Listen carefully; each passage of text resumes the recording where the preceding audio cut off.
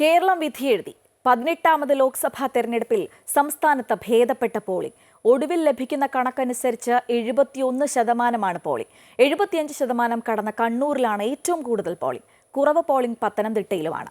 വൈകിട്ട് 6 മണിക്ക് പോളിംഗ് സമയം അവസാനിച്ചിട്ടും കൂടുതൽ സ്ഥലങ്ങളിലും പോളിംഗ് നീണ്ടു.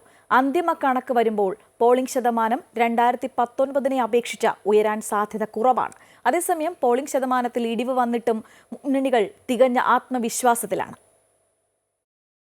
പോളിംഗ് ആരംഭിച്ച രാവിലെ 7 മണി മുതൽ സംസ്ഥാനത്തെമ്പാടും ബൂത്തുകളിൽ വോട്ടർമാരുടെ നീണ്ടുനിരയുണ്ടായിരുന്നു. ശക്തമായ ത്രികോണ മത്സരം നടന്ന തിരുവനന്തപുരം, ആറ്റിങ്ങൽ, തൃശൂർ, പത്തനംതിട്ട മണ്ഡലങ്ങളിൽ ഉച്ചയോടെ തന്നെ 35% പേർ വോട്ട് ചെയ്തു.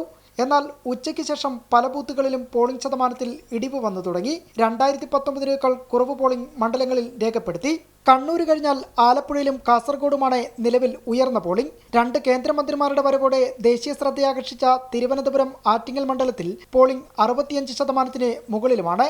രാഹുൽ ഗാന്ധി, ആനി രാജ, കെ.സി. വേണുഗോപാൽ എന്നിവരുടെ വരവോടെ ശ്രദ്ധ നേടിയ മറ്റ് മണ്ഡലങ്ങളായ വയനാടും ആലപ്പുഴയിലും പോളിംഗ് 72.85%, 74.37%.